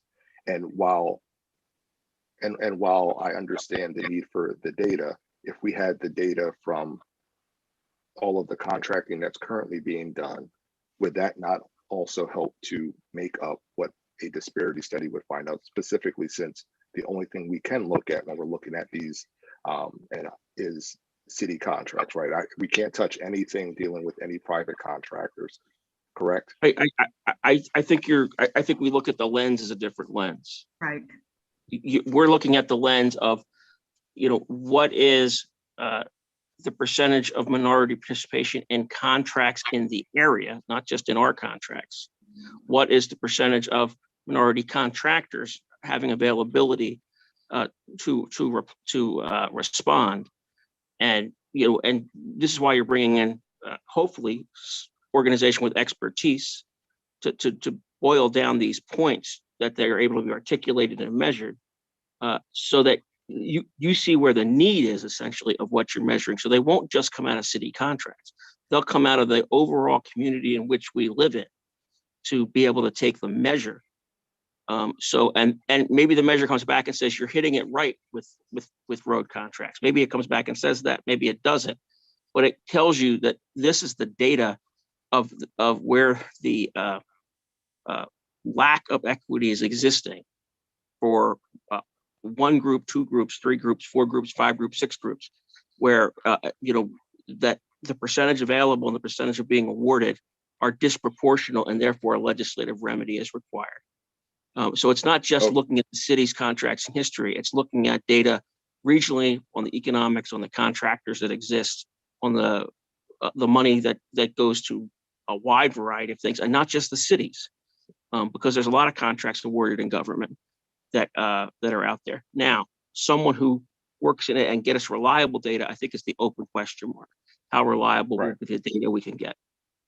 Okay, yeah, and I think that's, thank you for the clarification. I think that's what I'm trying to get at. And then in terms of the region we're looking at, will we be comparing it to our MSA, or are we looking at a larger region to pull that data from, or will that be determined by whoever's awarded the contract? certainly we'd be looking at the metropolitan statistical area. We'd be looking at what other municipalities in this region have done. We would do a cross-reference with cities as we at Impact Harrisburg actually already have done in an informal way, a cross-reference of cities that are similar in terms of their demographics to Harrisburg. So there are different ways, council the majors, in which that data would be collected and would be sliced, and we would have some control over that. We can, although having said that, there is a body, there is a fairly large number, there are fairly large numbers of firms that really have expertise in this area. And so we would actually solicit firms, some are local, some are national. And it is a particular area of expertise, and there are firms that are quite proficient in it. And so we would have what we anticipate having is an exchange of information in terms of what our expectations are and what theirs are. We would also, as your colleagues have said previous to our discussion, they said that they would like to be, they would be happy to help out. There will also be an interview portion of this. Well, they will actually interview city council members. That is a standard part of the process. So that's a critical part of the process. They would actually speak to stakeholders. That would include city council members, obviously, and vendors in the community. So it would be both public and private. And so do think of it as an audit. I did not want to go too far on stepping into the legal arena. I think, though, that your city solicitor has made it clear that this really does provide the kind of framework that courts seek when they look at legislation and are asked whether or not that legislation meets a constitutional threshold. And that is why the Commonwealth of Pennsylvania also engaged in a disparity study, and it's why municipalities throughout the nation do it. It's not perhaps the only reason why, because as you have stated, if in fact there is not sufficient will among a legislative body to enact whatever the recommendations are, to form the legislation that is necessary to provide redress for whatever deficiencies are identified, then it becomes a rather neutered, if you will, document. You want something. This does provide, however, an opportunity to level set around what is in fact the state of the municipality when it comes to looking at diversity and disparities in procurement and contracting.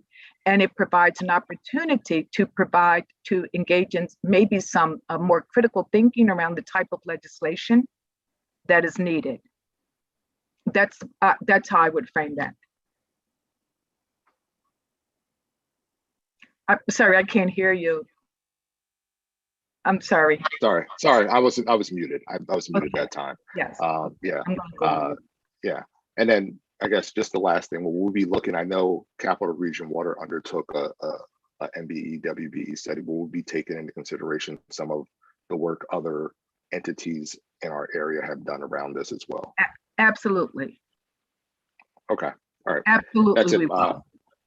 Yeah, that's it. Again, I don't want it, my questioning to be taken as any, it's just, I am supportive of the concept. I just want to make sure that whatever the work product is that comes out of this is something that we all can use, and that it's new information so that it can help us get to where we want to be in terms of ensuring that participation is real. And I'm glad you gave us a timeline, because I didn't want this to be a study for a study's sake and we not be able to have some deliverables soon, since we know that there is a lot of development coming to our region and it's already occurring now. So again, thank you, Chair Bowers, and no further questions at this time. I'd like to just say thank you for the very good questions. I thought you provided a lot of food for thought for all of us on tonight's call. And a part of the deliverables will be a series of recommendations that we will, because a report without recommendations is perhaps not a full report. And we really are seeking to partner in a way that really provides a meaningful document that can act as an impetus for action. Yes. Thank you. Chair Bowers? Yes, Councilman Mattson. Per the exchange, I guess for me, I just want to break it down simplistically for folks that may be watching or the media is, so for example, I'll just to pick on this project, because this was stemmed a lot of this conversation previously. Harrisburg University comes with a proposal, land development plan, and then we have this new data, we're armed with it.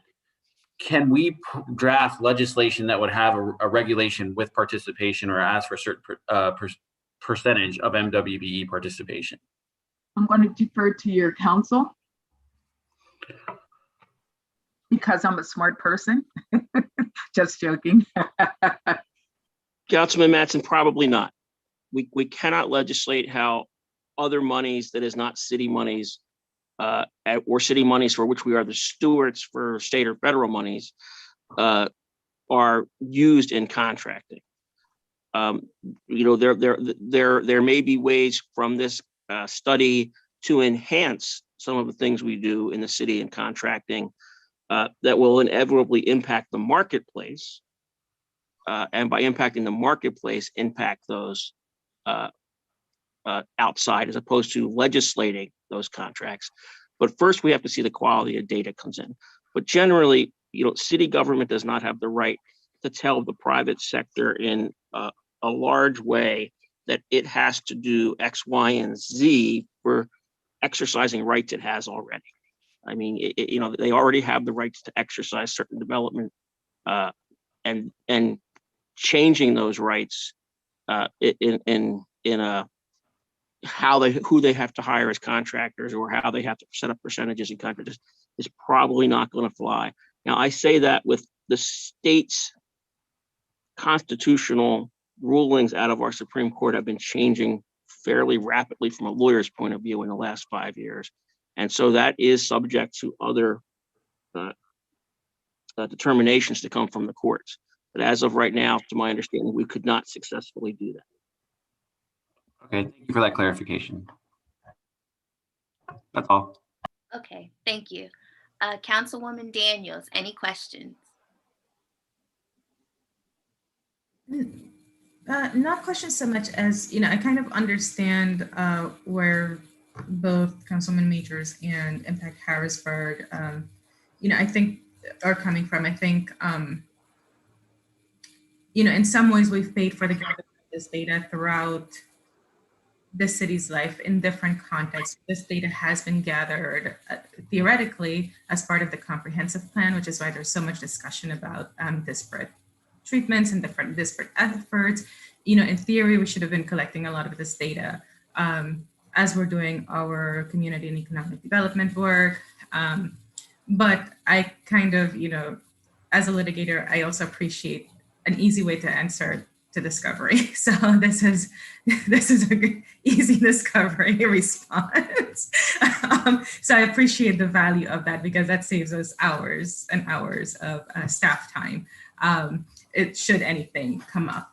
But I think generally the concern is that we'll come up with these recommendations, we do things, and then there's no administrative political will to carry out the work and the recommendations that come out of it. And that's reflected, we can see that non-commitment reflected in how, I personally judge employers and entities by how they compensate their staff.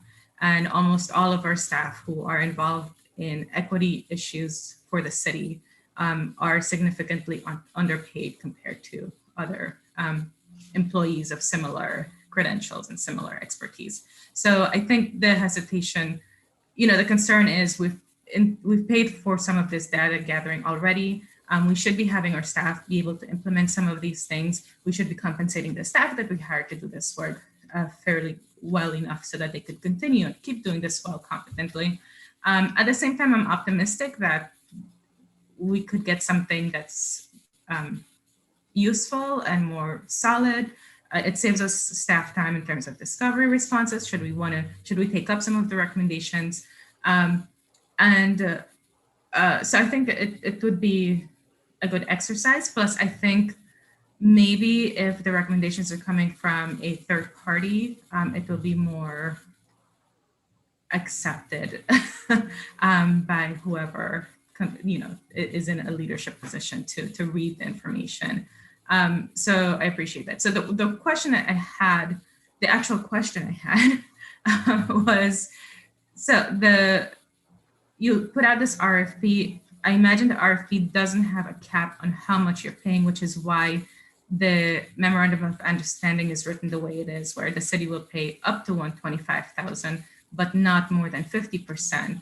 And that will be based on how the bidders bid on this thing. And then if the bid is for, let's say, I don't know, 300,000, will Impact Harrisburg be paying the complete difference above 125,000, or what is the anticipated understanding of how that's going to work?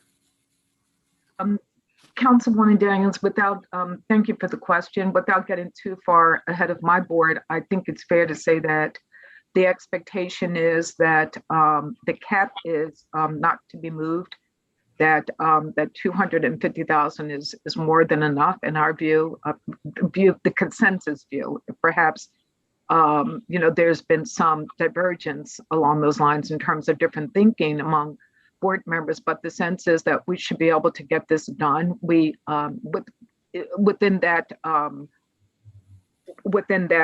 framework, that monetary framework. Let me say that if you look at the disparity studies that have been done, they sort of run the gamut in terms of the costs, and I think it's important for us to have, once again, a ceiling. And Impact Harrisburg is, as a body, I think is not interested in going beyond $250,000. We think that's enough to pay for this for reasons that are based, we think, in solid, information around the size of the city, the scope of this project and the like. We're not a Philadelphia. Philadelphia undertakes a disparity study every year.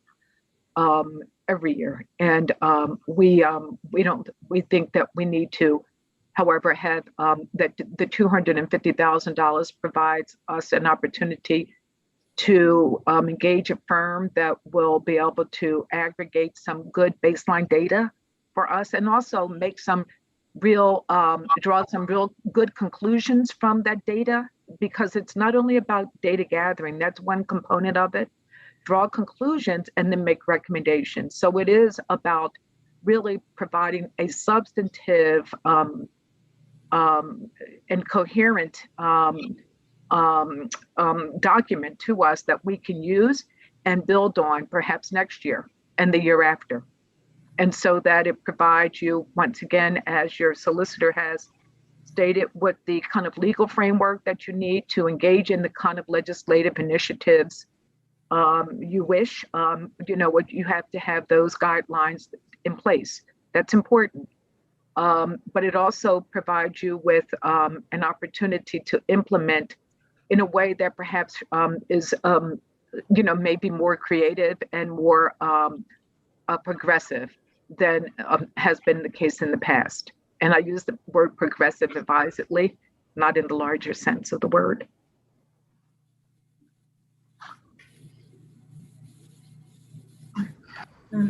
I think that's it for me. Thank you. Thank you. Thanks. President Williams, any questions? Thank you, Ms. Bowers. Thank you, Ms. Ford. I think this is long overdue and most definitely needed. I just want to thank you all for the work that you put into this memorandum of understanding, especially Hillary and Nona and yourself. From here, where do we go from here, though, Ms. Ford? Once you get the study, once you get the approval, how long before you look at different companies and different firms? So, Chairman Williams, we have a, thank you for the question. We have a timeline And it does entail actually getting the disparity study out to the public for response on May 25th. Okay. And this is a rather aggressive time frame where we actually worked out I'm looking through my notes, we have May 25th as the release date for the RFP. June 1st, we would have an information session. On June 11th, we would we would actually announce that that would be the date by which, at the information session, we would announce that questions will be sought and that they can arrive on before June 11th at 5 p.m. So potential vendors would have an opportunity to submit questions up until that time. And then we would respond to the questions presented on June 18th. And then on June 25th, the RFP responses would be due at 5 p.m. Okay. Okay, thank you for the information. We did not have that available. Thank you. That's tentative. So that's why, but it is, but that is what we are looking at. It is the working committee, Nona, Hillary, and I have established that. We wanted to give you that information. That's what we are looking at as the tentative dates, and I've informed my board, but I want to once again get feedback from my board and from the city about those dates, because it is a partnership. Thank you very much. That's all I have, Ms. Bowers. You're welcome. Thank you. Thank you. Councilwoman Green, any questions? I don't have really any questions. I do think this study is necessary. I'm excited about it. I feel like it's needed to give us the legislative body the legs we need to stand on. Especially when it comes to creating goals for how we spend our city dollars to make sure we are creating equity. I feel like when talking to small business owners, especially minority business owners, there is this large conversation that there isn't equity, that the money's not spent equally. So I feel like that having this study allows us to create legislation if needed to address these issues. And it also allows us to create the goals that we need to move forward. I also feel like this is something that should be done on a recurring basis, maybe not annually, but definitely every 4 or 5 years to make sure we're moving forward in those aspects and not moving backwards. So thank you for taking this on. It is going to be a big lift, but I look forward to the results. Thank you, Councilwoman Green. Are there any other questions? Seeing none, I would ask that Resolution 34 of 2021 appear on our next legislative agenda for a vote. This concludes the work of the Building and Housing Committee. Thank you. Thank you. Ms. Bowers. Thank you. We now move on to Parks, Recreation, and Enrichment Committee. Ms. Daniels. Mr. Petrossi, could you please read Resolution 35 into the record, please? Sure. Resolution 35 of 2021 is a resolution of the City of Harrisburg ratifying an application for a National Recreation and Park Association Resilient Park Access Grant and coaching for a purpose of enhancing community engagement, furthering the community's access to and stewardship of the city's park system. Thank you. And could either Mr. Baker or Ms. Bowler give us a summary of what's involved in this grant application? Sure. Hi, everyone. It's Rebecca. This is a grant that is sponsored by the NRPA, which is a very interesting grant organization. It's sort of a public-private, not-for-profit. It stands for National Recreation and Park Association. And it's actually a group that was formed back in the 60s when a whole bunch of the sort of classic nonprofit recreation park institution building organizations got together and formed one unit. This was a very quick turnaround for us. We had about 3 weeks to write this grant once it was published. The idea, the project we're proposing is to do a comprehensive master plan of the entire Harrisburg park system. So all 13 parks, the green belt. The grant itself funds between $300,000 and $500,000. So we've asked for the maximum, and it's sort of a combination of grant funding and coaching and some conferences where you go and you meet with other park systems from all across the country and you learn from each other how they're doing, what they're doing. It's a 2.5 year period if we were to receive the funding. And so the point behind this particular grant program itself and our project is to do a comprehensive study of the whole park system. And speaking to just everything you guys have just been talking about with equity and access, that's what this grant is all about, is to figure out, we know we have all these parks. Some of them are in great shape. Some of them are in terrible shape.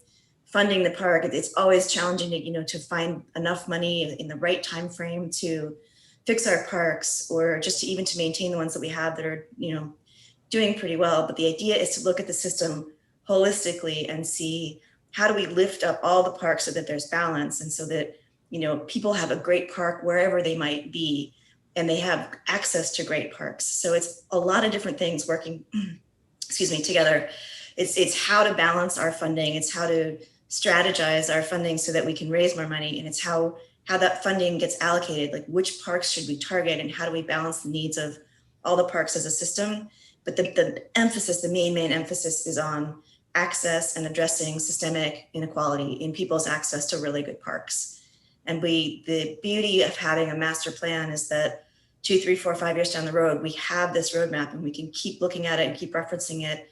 And it's like a rational, really carefully studied plan of all the different facets and aspects and just the different elements of different parks. And just down to the level of, does this neighborhood with this park, would they like basketball courts in their park? Or maybe they would like something like exercise equipment, or it's just all the different things, really looking at the parks individually, but also as part of a whole.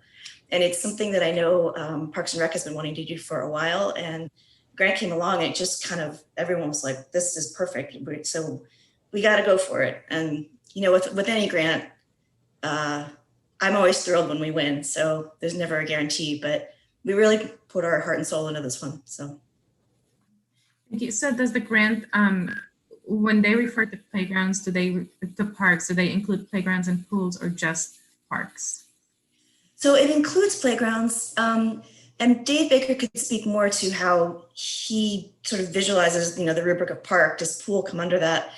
Everything that facilities has to work on impacts the parks, because, if we're spending money to fix the pools, that means money that we're not probably spending on, renovating bathrooms in one of the parks. But for the budget and sort of exactly what would come under that, I would ask Dave to weigh in. I know he's on. Yep, I'm here. Okay. I'm here. So really, I mean, Rebecca, you put it very eloquently. I appreciate that.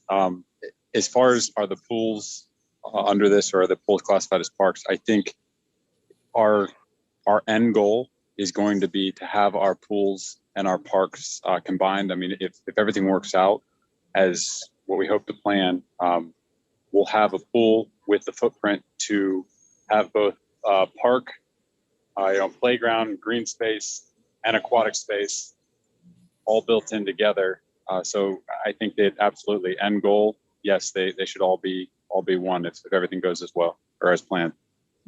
So but the grant would fund included, like they would look at our pools and playgrounds within that funding?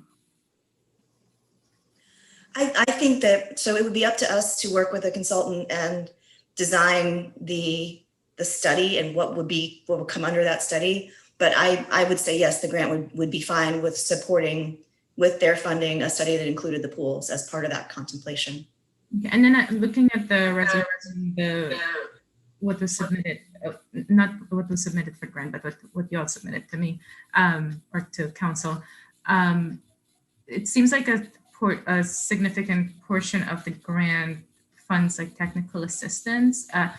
In terms of looking at the grant funds itself, is there a requirement that the funds be used in certain percentages for certain kinds of things? Like there was a lot of what I call technical assistance, like they'll support our staff in making decisions or figuring out best practices for getting good information for making decisions. And then, like you said, there were conferences. And then is there a kind of a formula for how they want us to spend the money should we get it? So mostly no. We can set our own budget And if we were awarded, then we would work with them and go through the whole budget and come up with sort of the plan. So that budget could certainly be subject to change, different things moved around. One of the things that is required by the grant is that we do have to send people to this conference once a year in Nashville. So we have to send a certain number of people. So that travel expense and the conference expense, that is part of the grant that's required. That's not a big number. Another thing that they're really, really, really big on, and it makes sense with a project of this nature and this size, there's no way we could do it with city staff. And the point is to not do it with city staff. The point is to have it really, truly be a community-led endeavor. So people from the community, from organizations across the community with the city would be part of this from the very beginning. So it's not like the city deciding something and like pushing it down to the community saying, here's what we've decided, here you go.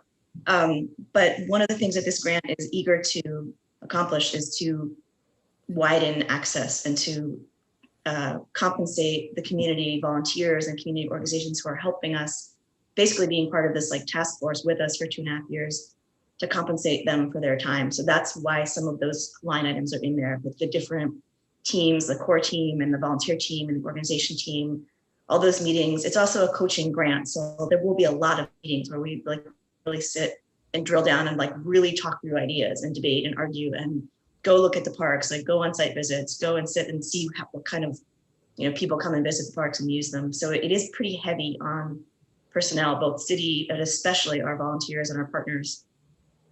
But to your original question, we set the budget and it can be changed. The biggest piece of that budget is the $600,000 for the study itself, which sounds like a giant number, but we've spent $50,000 on the study of one park only. So if we're doing the whole system, there's a lot that's going to go into that. That's it for me. Thank you. So I'm going to start. I'll just go based on who I can see. So if my fellow council members have questions, I'll start with Councilwoman Bowers. I don't have any questions. Thanks for your overview, Rebecca. Sure. Councilman Madsen. No questions for me. Thank you. Councilwoman Green. I don't have any questions. Thank you. Councilman Majors. No questions. And thanks, Rebecca, for all the work that you do on this and all the grant work. Sure, thank you. And that's it for me. Thank you. Thank you, everyone. I don't have any questions. Sorry. Okay, that's okay. I don't have any questions. Thank you. Did I miss anyone? Mr. Allett is gone, right? Yeah, Ben's gone. Okay. So that's it for me. Thank you. And I would like to have this placed on the agenda for the next legislative session. Thank you, Ms. Farmer. Sure. Thank you, Ms. Farmer. I'm sorry, I was muted. Oh, you're welcome. You're more than welcome. Thank you. Okay, council members, we'll go to old business now. Does anyone have any old business they would like to speak about? Any new business?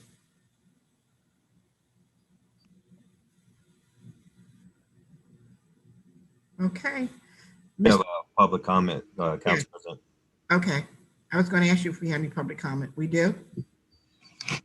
Good evening, everyone. Now's the time for public comment. If you'd like to submit a public comment, I think we have one attendee. If you would like to speak at this time, please raise your hand and I will unmute you.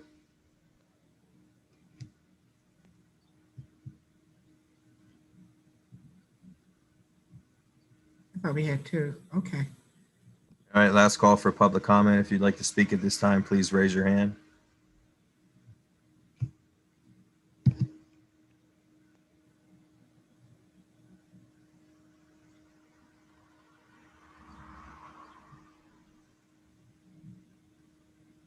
Okay, Council President.